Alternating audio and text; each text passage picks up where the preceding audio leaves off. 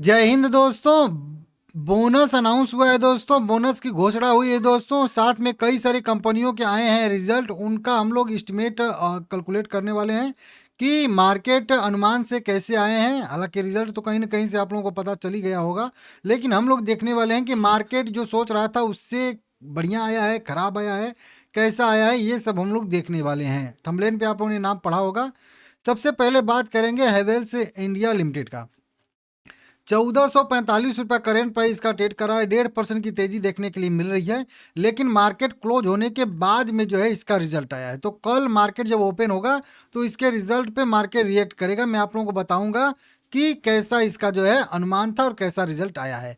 छोटा सा company dividend भी देती है। 90,000 करोड़ के मार्केट कैप वाली कंपनी है, बड़ी सी कंपनी है, अच्छी कंपनी है, ठीक है ना।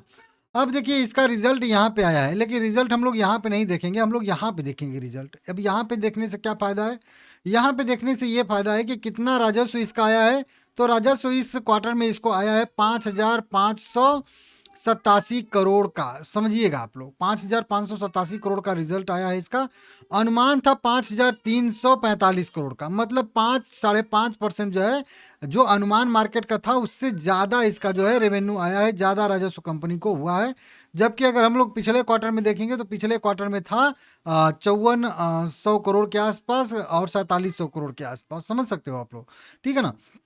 उसी के साथ साथ अगर हम लोग इस बार का इसका शुद्ध लाभ नेट प्रॉफिट देखेंगे तो 300 करोड़ का आया है, जबकि इसका अनुमान था कि 386 करोड़ के आसपास का नेट प्रॉफिट आएगा, जो कि 22% की यहाँ पे गिरावट शो कर रहा है मार्केट के अनुमान से। बाकी अगर एक्चुअल की बात करेंगे तो पिछले क्वार्टर में कंपनी का नेट प्रॉफिट आया था 318 करोड़, और इसके सेम क्वार्टर में इसका जो रिजल्ट आया था वो आया था 278 करोड़। तो वैसे अगर देखेंगे तो रिजल्ट ठीक ठाक है 318 करोड़ के अगेंस्ट में यहाँ पे 300 करोड़ का, लेकिन मार्केट के अनुमान से ये जो है थोड़ा सा नीचे है। एबिट्टा की बात करेंगे तो 524 करोड़ का एबिट्टा का अभी आया है। अनुमान था 518 करोड़ का, तो लगभग 1.25% जो है यहाँ पे बीट किया है, यहाँ पे बढ़ के आया है। मार्जिन की बात करेंगे तो 9.4% का जो है एबिट्टा का यहाँ पे मार्जिन का अनुमान था, और जो है मतलब आया है, और अनुमान था 9.7% के आसपास। मतलब थोड़ा सा अनुमान को जो है यहाँ पे मिस कर दिया है। इस तरीके से इसका रिजल्ट आता हुआ हम लोगों को दिख रहा है, जो कि आप लोग यहाँ पे देख सकते हो, ठीक है ना। वैसे एबिट्टा देखेंगे तो एबिट्टा यहाँ पे बढ़िया आया है, ठीक है ना, 500 करोड़ का, लेकिन अनुमान से कम आया है। तो हो सकता है कि मार्केट जो है इसको हो सकता है कि कल निगेटिव थोड़ा सा ले, क्योंकि अगर हम लोग देखेंगे राजस्व के मैटर पे तो बढ़िया है, लेकिन नेट प्रॉफिट के मैटर पे मार्केट अनुमान को बीट नहीं कर पाया है, तो ये थोड़ा सा दिक्कत हो सकता है।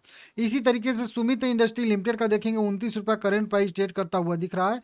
इस कंपनी ने राइट इशू अनाउंस किया है। राइट इशू कंपनी यहाँ पे घोषित करने वाली है, कर रही है, मतलब 200 करोड़ रुपया कंपनी जुटाने वाली है। ध्यान दीजिएगा, 200 करोड़ रुपया का कंपनी राइट इशू लेके आई है। अभी प्राइस राइज यहाँ पे तय नहीं किया गया है। प्राइस राइज तय करने के लिए कंपनी अलग से मीटिंग डेट तय करेगी और तब घोषित करेगी। फिलहाल के लिए बस कंपनी ने वही अमाउंट बता दिया है कि 2000 करोड़ जुटाने वाली है। Indian railway finance corporation limited 121 रुपया करेंट प्राइस ट्रेड कर रहा है। 1.5 लाख करोड़ के मार्केट कैप वाली बड़ी सी कंपनी है यहाँ पे। और ये हैवेल्स का अगर बात करेंगे तो डिविडेंड भी दिया था, भाई भूल गया, 4 रुपये का कुछ डिविडेंड भी था यहाँ पे। हाँ, 4 रुपये का कंपनी ने डिविडेंड दिया था, 1 रुपये फेस वैल्यू पे। और 23 जनवरी इसका जो है रिकॉर्ड टैक्स डेट है, तो 22 जनवरी खरीदारी करने का लास्ट डेट है, इसको नोट कर लीजिएगा, ठीक है ना। तो आईआरएफसी की बात करेंगे तो आईआरएफसी का भी रिजल्ट अगर हम लोग देखेंगे यहाँ पे, शुद्ध लाभ बताया जा रहा है 1800 करोड़ का यहाँ पे है, जबकि अनुमान था 1630 करोड़ के आसपास का। तो जो अनुमान मार्केट लगा के चल रहा था उससे भी 10-12%, 10-11% यहाँ पे बढ़ के आया है इसका जो है रिजल्ट। समझ रहे हो आप लोग। तो इस तरीके से बढ़िया यहाँ पे मतलब अच्छा यहाँ पे आया है बढ़ के, ठीक है ना। वहीं पे अगर देखेंगे राजस्व की बात करेंगे 6600 करोड़ के आसपास का था, और अभी देखेंगे यहाँ पे 6767 करोड़ से 1.5% डाउन आया है इसका राजस्व, ठीक है ना। कुल आय की बात करेंगे, राजस्व की बात करेंगे तो 6700 करोड़ के आसपास का राजस्व आया है। अनुमान था यहाँ पे 6763 करोड़ के आसपास का, ठीक है ना। इस तरीके से कुल आय की, तो इसमें थोड़ा सा है। अर्निंग पर शेयर 1 रुपये 38 पैसे अभी आया है। अनुमान था 1 रुपये 25 पैसे का, तो उससे भी यहाँ पे बढ़ के हम लोगों को आता हुआ दिख रहा है। तो इसको भी आप लोग देख सकते हो, समझ सकते हो, ठीक है ना, थोड़ा सा। तो इसका भी ठीक ही है रिजल्ट आईआरएफसी का भी। अब देखते हैं मार्केट कैसा रिएक्ट करता है नहीं करता है। हालांकि इसका तो ओपन मार्केट में ही रिजल्ट आया था इस तरीके से, यहाँ पे भी इसको आप वेरीफाई कर सकते हो। साल दर साल बेसिस पे भी बढ़ के आया है और क्यू ऑन क्यू बेसिस पे भी बढ़ के आया है। 1800 करोड़ के अगेंस्ट में 1777 करोड़ था, 1631 करोड़ था, ठीक है ना। वहीं पे बात करेंगे अगर हम लोग यहाँ पे हिंदुस्तान जिंक का भी, तो 661 रुपया करेंट मार्केट प्राइस का ट्रेड करता हुआ दिख रहा है। इस कंपनी का भी रिजल्ट यहीं पे देख लेते हैं हम लोग। इस बार इसका राजस्व भी बढ़ के आया है 10,900 करोड़, पिछले बार 8,500 करोड़ था और सेम क्वार्टर में भी 8,500 करोड़ ही था। वहीं पे ऑपरेटिंग प्रॉफिट की बात करेंगे तो 4454 था, 4400 था, अभी 6,000 करोड़ के आसपास का इसका ऑपरेटिंग प्रॉफिट आ रहा है। मार्जिन भी बढ़ के 55% हो चुका है, जबकि यहाँ पे 52% था और यहाँ पे 52% था, मतलब 52 से 55%, 3% मार्जिन भी बढ़ गया है। वहीं पे बात करेंगे नेट प्रॉफिट का, नेट प्रॉफिट की भी बात करेंगे तो नेट प्रॉफिट यहाँ पे देख सकते हो आप लोग, यही दिसंबर वाला नहीं सॉरी, यहाँ पे 2600 2650 करोड़ का आया था, पिछले क्वार्टर में भी 2650 करोड़ का ही था। अभी देखेंगे आप लोग तो लगभग 3900 करोड़ के आसपास का नेट प्रॉफिट हो रहा है। अर्निंग पर शेयर भी 9% के आसपास यहाँ पे हो चुका है, ठीक है ना। अगर यहाँ पे देखेंगे तो देखिए प्रॉफिट की संभावना थी लगभग 3500 करोड़ रुपए के आसपास की, आया है 3900 करोड़ के आसपास, 12% अपसाइड जो है बढ़ के आया है। वहीं पे रेवेन्यू भी 10,900 करोड़ आया है, जबकि 10,200 करोड़ का यहाँ पे अनुमान था, 7% बढ़ के आया है, समझ रहे हो आप लोग। वहीं पे एबिटा की बात करेंगे, एबिटा भी 6,000 करोड़ के आसपास आया है, अनुमान था 5,600 करोड़ का, 8% बढ़ के आया है।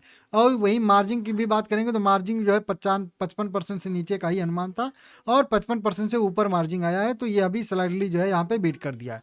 तो इस तरीके से बढ़िया सा रिजल्ट आता हुआ दिख रहा है हिंदुस्तान जिंक लिमिटेड का भी, इसको भी आप लोग देख लीजिएगा, कल इसमें भी मोमेंटम रह सकता है। और जैसा आप लोगों को पता ही है मेटल की कीमतों में जबरदस्त उछाल देखने के लिए मिल रहा है, तो इस तरीके से इसका नेट प्रॉफिट की संभावना पहले से ही थी कि इसका नेट प्रॉफिट अच्छे से बढ़ेगा और अच्छे से इसका नेट प्रॉफिट बढ़ता हुआ हम लोगों को नजर आ भी रहा है। तो देख सकते हो बढ़िया सा है, अच्छा है, ठीक है ना।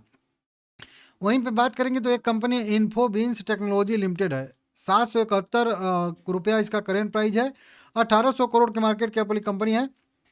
फंडामेंटल इसका बढ़िया देखने के लिए मिल रहा है, शानदार देखने के लिए मिल रहा है। Book value, P ratio, ROC, ROE, earning per share, debt reserve, operating profit margin, promoter की होल्डिंग 75% से, सेल्स ग्रोथ, प्रॉफिट ग्रोथ, अच्छी खासी कंपनी है। लगातार कंपनी नेट प्रॉफिट करती है और नेट प्रॉफिट में बढ़ोतरी देखने के लिए मिलती है। साल दर साल बेसिस पे भी नेट प्रॉफिट जनरेट करती है कंपनी, इस तरीके से इसका बिजनेस है। कंपनी अपना रिजल्ट घोषित करने वाली है, स्टैंड अलोन और कंसोलिडेटेड दोनों रिजल्ट घोषित करेगी। साथ में कंपनी प्रपोजल रखी है बोनस शेयर भी इशू करने के लिए, बोनस शेयर भी घोषित करने के लिए।